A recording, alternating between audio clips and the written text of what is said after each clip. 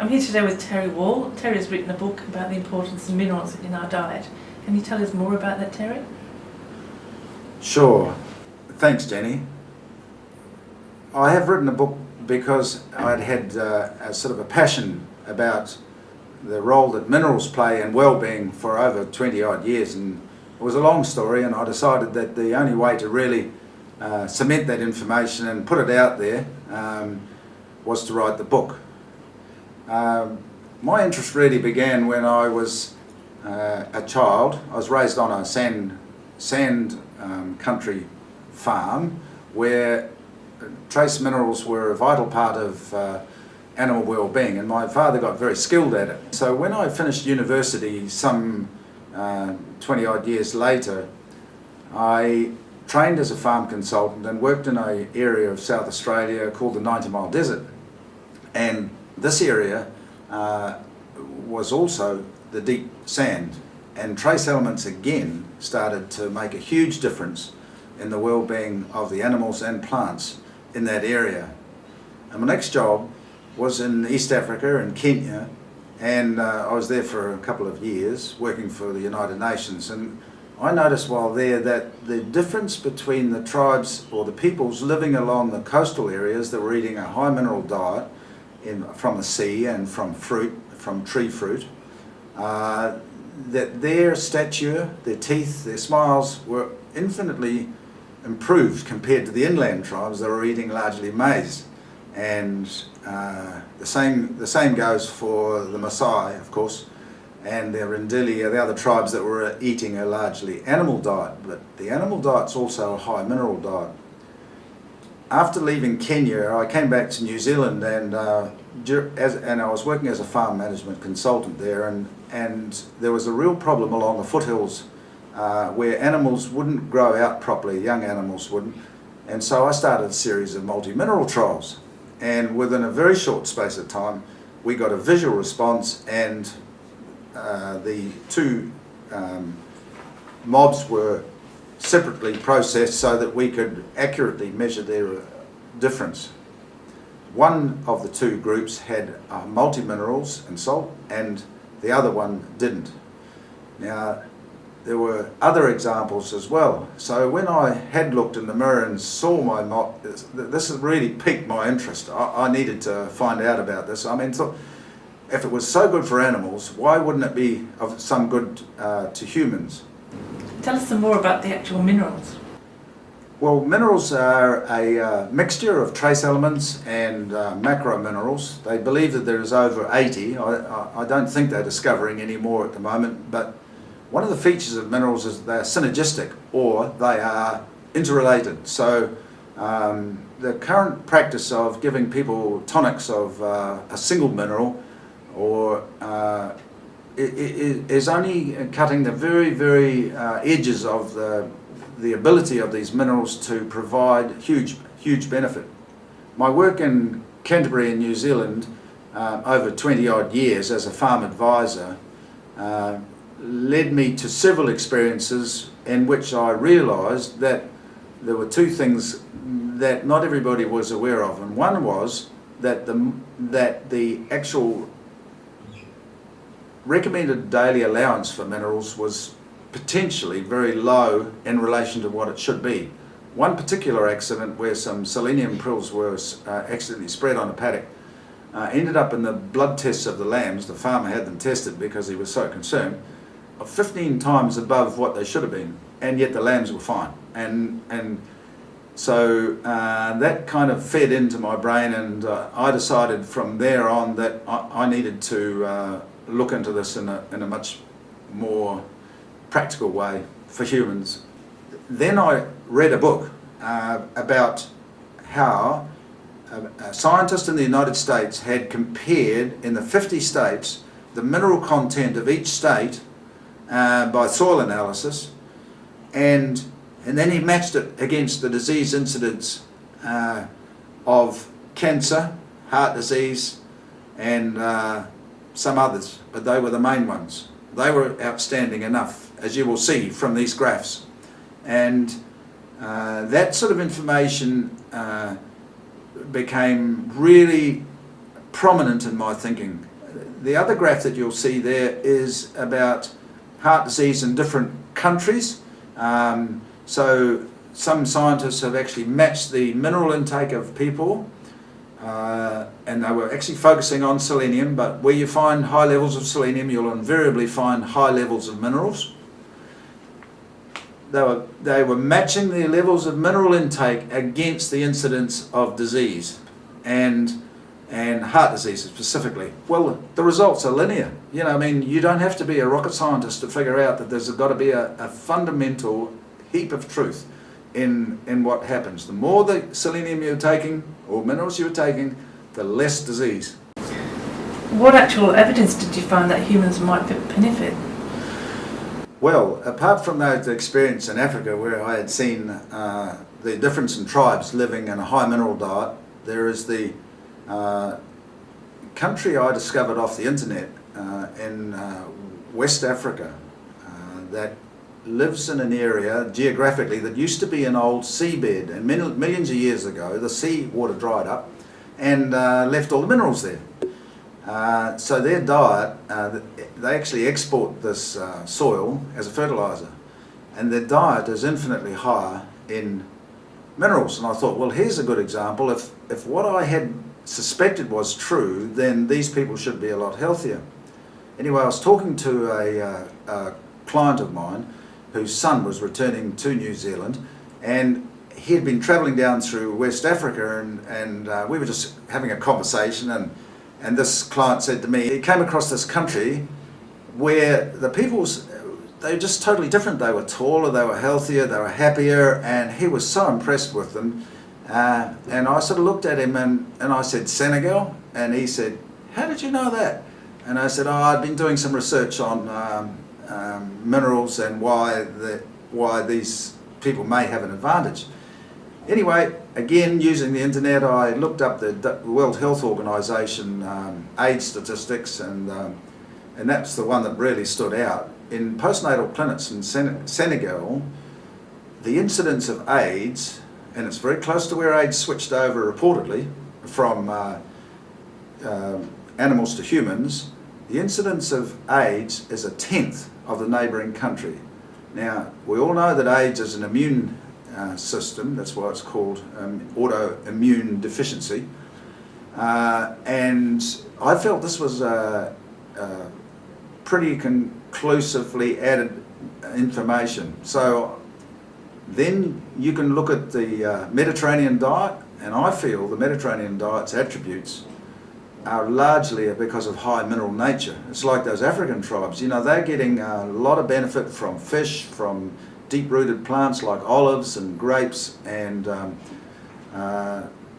the French paradox where they eat lots of saturated food. People can't understand why they haven't got heart disease, because the current mantra is to go to low fat, low sugar, and it's got nothing, my experience will tell you that it's got nothing to do with those things at all. It's the problem with those two foods is that they have had their minerals stripped out of them in refining, and the body is unable to manage them effectively, and they become very dangerous. Further, there's the Himalayas and the Andes, where people are reportedly living to 120, 140 years of age, fathering children at over 100. You know, there is several incidences where you could say that minerals are certainly working for humans. Oh, but what convinced you to use the title Nature's Power for your book? Yeah, that was interesting. It took me quite a while to work that out, but further to my studies on whether humans were getting an advantage, I realised that the immune system that we have is inherently powerful.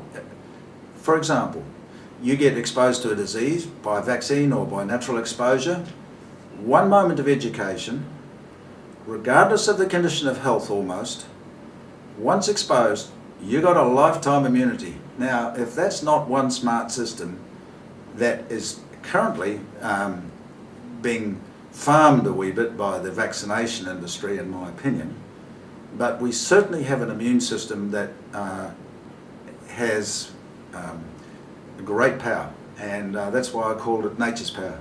Sounds good. You now lay claim to a rather unique combination of ingredients in a capsule sold as in-sync minerals. Can you tell us why you think it's unique and what does it contain? Yeah, thanks, Jenny. Well, in-sync minerals, it took me a while to decide on the title, but finally I decided on that name because basically a multi-mineral supplement or whatever actually allows you to get back in sync with yourself and back in sync with nature. So that's why I called it that name. I had seen during my life experience people using seaweed. We all know the value of seaweed in gardens. I've had farmers drenching their livestock with it and getting good results. And iodine is a very, very important mineral. They reckon there's over 1.5 billion people in the world deficient of iodine, and it affects the brain and how well it works. So it was important to have a very powerful form of iodine, so hence I used kelp seaweed powder. That's about 1/3 of the capsule. Another third is made up out of humic shale, which is that's colloidal minerals really, and it's an ancient vegetation. So it's totally organic, totally safe, totally soluble, and it contains every mineral that was around 4.5 million years ago, and that's a lot. And then finally, there are a number of minerals that are actually very critical, and they're very deficient. And this is because of what I've been discussing. For instance, zinc and chromium and sugar. It's allowed sugar to become quite dangerous. And copper. Copper's role is very important because it strengthens the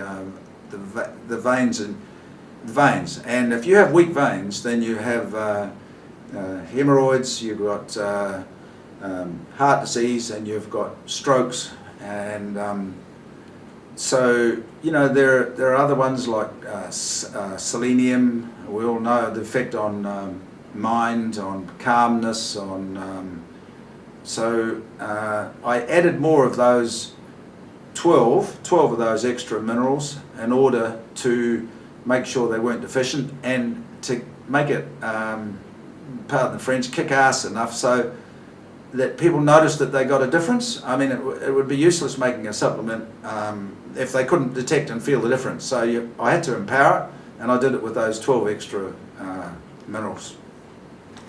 You've had this interest for over 25 years. Is there anything that's particularly surprised you?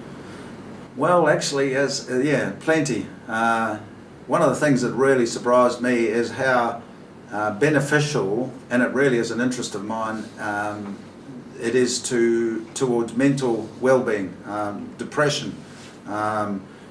People have reported to me within a week of feeling significantly better. I had one guy ring me and said, "You're a damn genius, Terry," and that was after 7 days. Another thing that surprised me was energy. Now, that was about the last thing I expected to get out of a mineral supplement. Hello, it's not a carbohydrate, it's not a normal energy providing food, and yet why were people saying, wow, like not everybody, but especially people who were quite well anyway, they often reported that they felt more energy and sleep better too, but that's beside the point.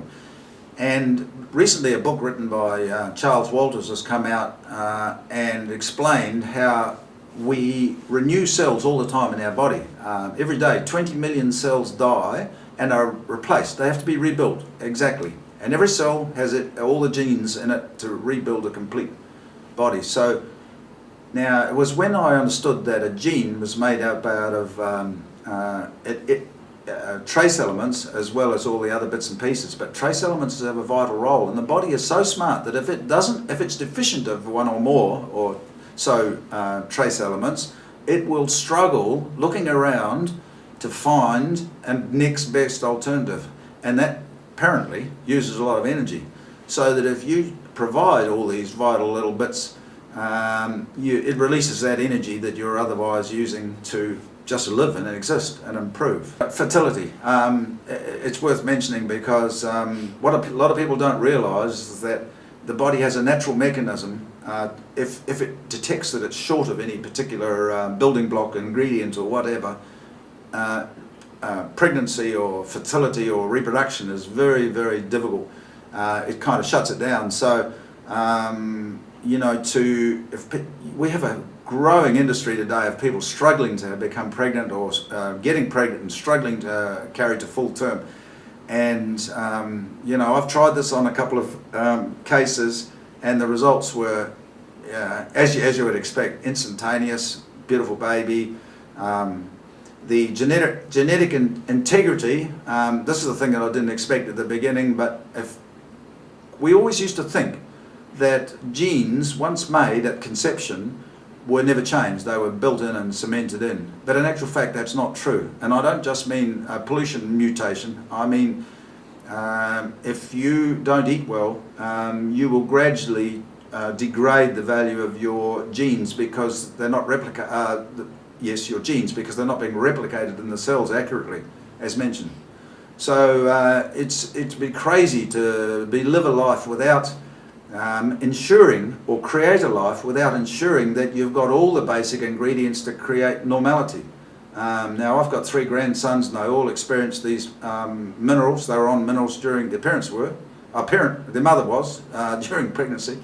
And I'm pretty happy that there's a very beneficial effect there. You know, like the kids sleep better, they seem calmer, and yeah, that's some of their early benefits. Well, I've had the experience with Instinct for over 2 years, and I can certainly tell the benefits, and I'm a huge advocate of Instinct.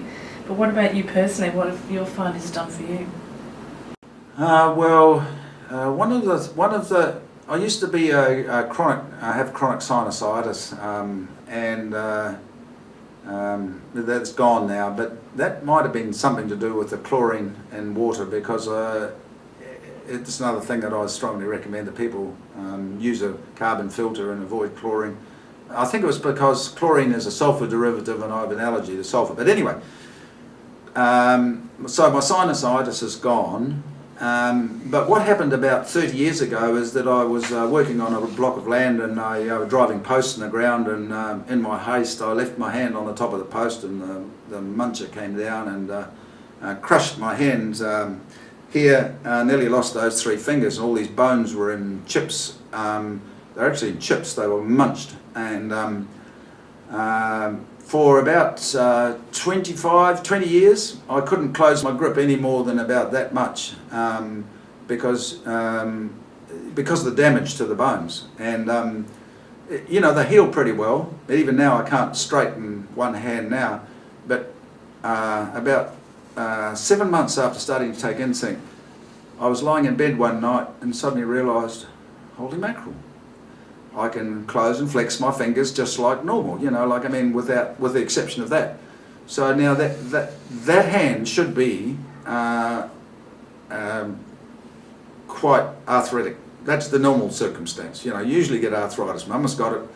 I had carpal tunnel syndrome in this hand, but you can see that that was 20 years ago. I've never had a reoccurrence. Terry, a lot of people are going to be sceptical about the benefits of minerals. Can you tell us all in 50 words? Well, for a start, we were created in a soup in the sea of minerals. They are so integrated to our well-being, as evidenced by, even if you accept that one mineral is a valuable thing, such as iodine, then you have to really have a reason why the others aren't. It's that critical. We've had 70 years of acid rain, washing and rinsing, and it's going to get worse. The minerals from the soil, from where the roots could reach them, and refining in the in the factories has removed minerals from so much of our basic foodstuffs: carbohydrates, sugar, salt. And so it became critical, with the lack of knowledge in the role that every mineral plays, that you use all of the minerals as one, because they work together. And that's why I have covered them all. in my formulation of insect minerals. They're not going to do you any harm. But the problem is that without minerals, you will not be able to absorb or process a lot of, or even create, in the case of vitamin D, the vitamins. So you're far better off to go back to basics and start with minerals, and then if you feel you need vitamins, by all means take them, but it's an endless game at the bottom of the cliff where you're chasing this disease or that disease and trying to take this thing for that thing.